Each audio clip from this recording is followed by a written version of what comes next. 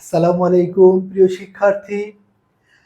গত ক্লাসে আমরা পদার্থ এবং সেই পদার্থকে ভাঙলে পরমাণু এই সম্পর্কে জেনেছিলাম।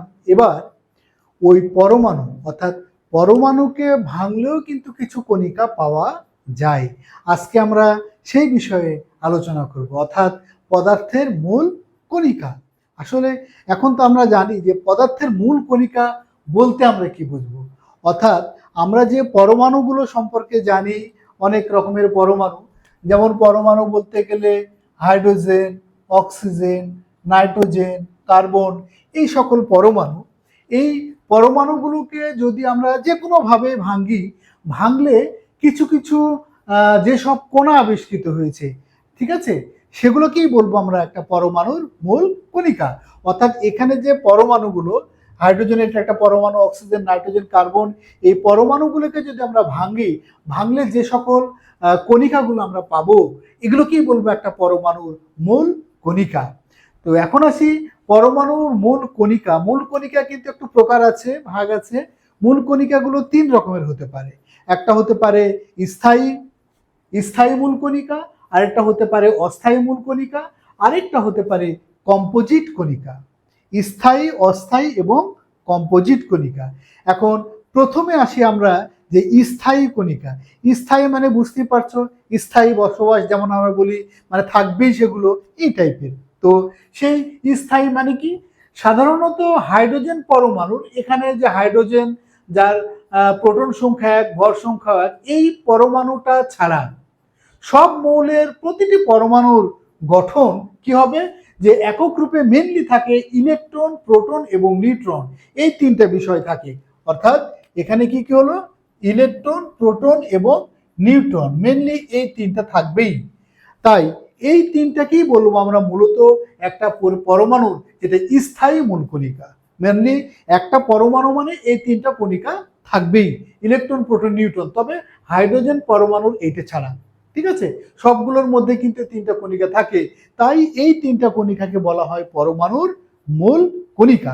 এখন আমরা এই যে ইলেকট্রন, প্রোটন, নিউট্রন, এই তিনটি কণিকা সম্পর্কে একটু ধারণা নিব। আমি তোমাদেরকে এখানে দেখিয়েছি ধারণাগুলো, দেখো শর্টকাট।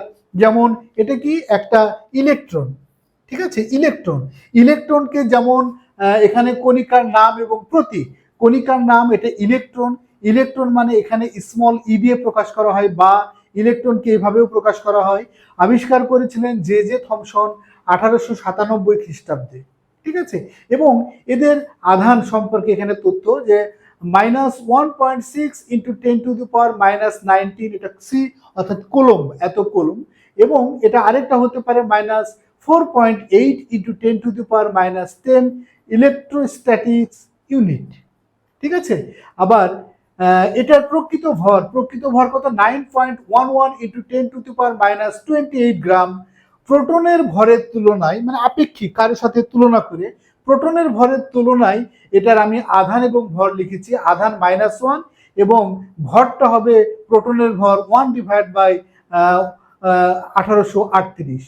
এবং এটা পরমাণুর কোথায় থাকে, মেনলি ইলেকট্রন পরমাণুর কিন্তু বাইরের দিকে থাকে।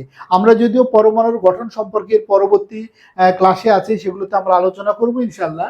এই গেল ইলেকট্রন সম্পর্কিত একটা ধারণা। প্রোটন, এখন আমরা দেখব প্রোটনকে দেখো প্রকাশ করা হচ্ছে পি দিয়ে, বা পি লিখে আমরা এইভাবে করে প্রকাশ করতে পারি। এটা আবিষ্কার করেছেন বিজ্ঞানী রাদারফোর্ড 1919 খ্রিস্টাব্দে, যার প্রকৃত আধান এটা কিন্তু পজিটিভ, প্রোটনটা পজিটিভ, ইলেকট্রনের বেলায় নেগেটিভ এসছে, পজিটিভ, একই মান, একই, অর্থাৎ 1.6 10⁻⁻19 কুলম্ব, আর 4.8 × 10⁻⁻10 ইলেকট্রোস্ট্যাটিক ইউনিট, ঠিক আছে।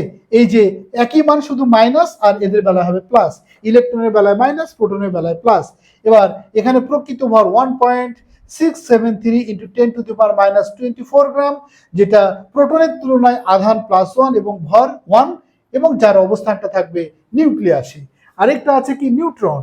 আমরা এই নিউট্রন সম্পর্কে, নিউট্রনকে স্মল এন দিয়ে প্রকাশ করব, বা এভাবে প্রকাশ করতে পারি। আবিষ্কার করেছেন চ্যাডউইক 1932 খ্রিস্টাব্দে। এটার কিন্তু আধান কত ধরা হয়, 0, এবং এটার ভর আছে, ভর 1.675 ইন্টু 10⁻⁻24 গ্রাম। প্রোটনের ভরের প্রায় কাছাকাছি 1.673 আর এখানে 1.675। প্রোটনের তুলনায় প্রোটনের ধরা আছে 0 এবং এর ভর 1 ধরে করা হয়েছে এবং এটার অবস্থান কেউ থাকে কোথায়?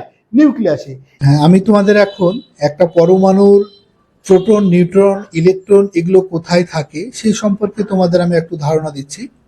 তো দেখো, যখনই কোনো একটা মৌলের প্রোটন সংখ্যা থাকবে 1, প্রোটন সংখ্যা 1 মানে সেটা হয়ে গেল কিন্তু হাইড্রোজেন।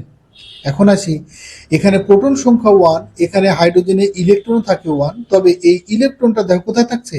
এটা কিন্তু বাইরের, অর্থাৎ কোন বাইরে? এই নিউক্লিয়াসের বাইরে থাকছে।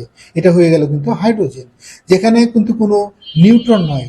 আমি তোমাদেরকে একটা জায়গায় বলেছিলাম স্থায়ী মূল কণিকার বেলায় ইলেকট্রন, প্রোটন, নিউট্রন সম্পর্কে বলেছিলাম, ওইখানে কিন্তু হাইড্রোজেনের এই যে এখন যে অবস্থাটা, এই অবস্থায় এটা ছাড়া বাকি সকল মৌলের মধ্যেই কিন্তু ইলেকট্রন, প্রোটন, নিউট্রন তিনটাই থাকবে। এখানে কিন্তু দেখো কোনো নিউট্রন থাকছে না। তবে হ্যাঁ, এটা ছাড়াও হাইড্রোজেনের মৌল হতে পারে যদি এখানে আমি এখন নিউট্রন একটা যোগ করি। দেখো, নিউট্রন একটা যোগ করার জন্য এখানে কিন্তু প্রোটনও একটা, নিউট্রনও একটা, যার জন্য এখানে ভর হয়ে গেল কিন্তু 2। আর ইলেকট্রনটা কিন্তু দেখো এই যে নিউক্লিয়াসের বাইরে এই শক্তি স্তরেই আছে। ঠিক আছে। আবার হাইড্রোজেনে কিন্তু প্রোটন এরকম আরও একটা হতে পারে, হলে এখানে কিন্তু দেখো হাইড্রোজেনের ভর কোথায় হয়ে গেল?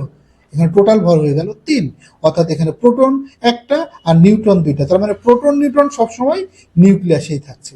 এবার আসি, প্রোটন সংখ্যা যদি আমি 1 আরো বৃদ্ধি করে দিই, 1 বৃদ্ধি করে দিলাম, এখন কিন্তু সেটা কি হয়ে গেল? হিলিয়াম হয়ে গেল।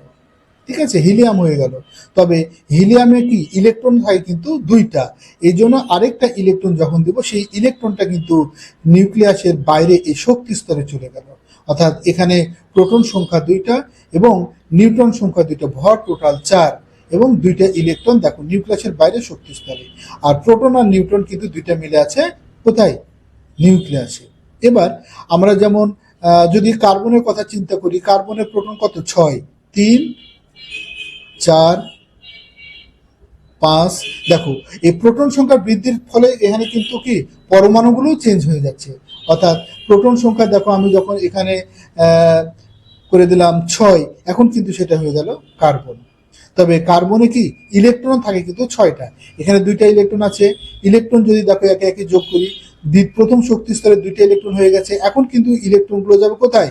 এখন ইলেকট্রন যাবে দ্বিতীয় শক্তি স্তরে, 4টা, 5টা, আরও একটা ইলেকট্রন লাগবে, সেই ইলেকট্রনটা ধরো এখানে দিলাম। এটা কিন্তু হয়ে গেল কার্বনের একটা নিউট্রাল অ্যাটম। তবে এখানে প্রোটনের বিষয়, আমরা কার্বনের ভর কত জানি? 12। কাজে এখানে প্রোটন আছে 6টা, কিন্তু নিউট্রন আছে এখানে 2টা। নিউট্রন সংখ্যা আমি যদি আরও যোগ করে দেখো, এখানে নিউট্রন সংখ্যা এরকম 4টা, তারপরে 5টা, 6টা, অর্থাৎ প্রোটন এবং নিউট্রন 6টা করে যেটা নিউক্লিয়াসে আছে। আর ইলেকট্রনও কার্বনে থাকে তোমার 6টা, যে ইলেকট্রনগুলো দেখো এরকম বাইরের শক্তি স্তরে আছে, ইলেকট্রনগুলো মিলে এখন টোটাল ভর হয়ে গেছে 12। অর্থাৎ এই 12 ভরটাকার প্রোটন এবং নিউট্রন মিলে।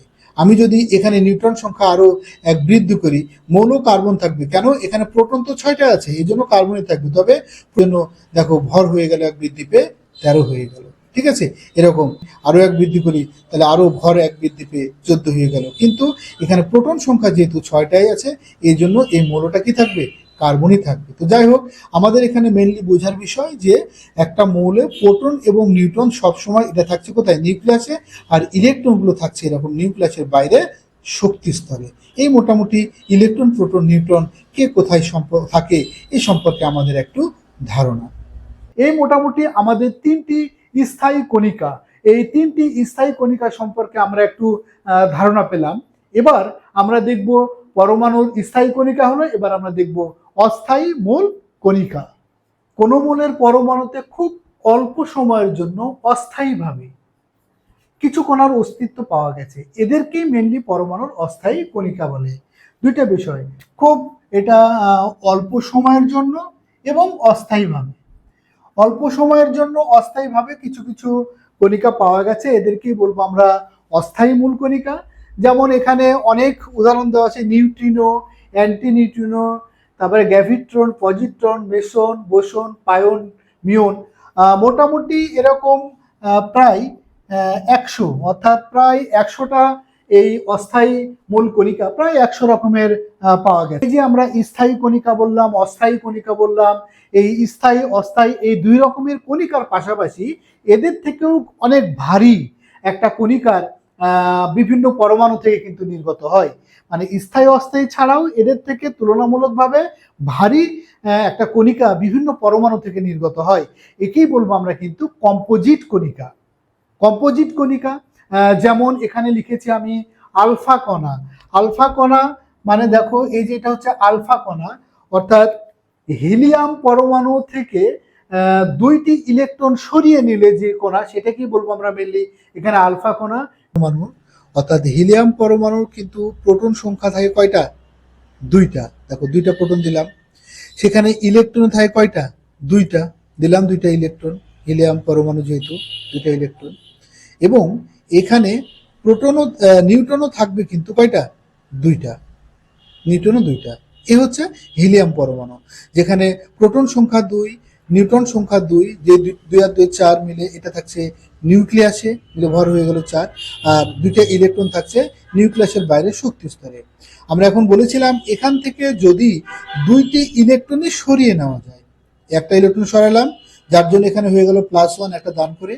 আবার দেখো এখান থেকে যদি আমি আরেকটা ইলেকট্রন সরিয়ে নিই, এই যে হিলিয়ামের যে কণাটা পরিণত হয়ে গেল, অর্থাৎ 2টি ইলেকট্রন সরিয়ে নেওয়ার ফলে দেখো এখন কিন্তু আর এখানে কোনো ইলেকট্রনই থাকছে না, অর্থাৎ হিলিয়ামের এটা থাকছে একটা নিউক্লিয়াস।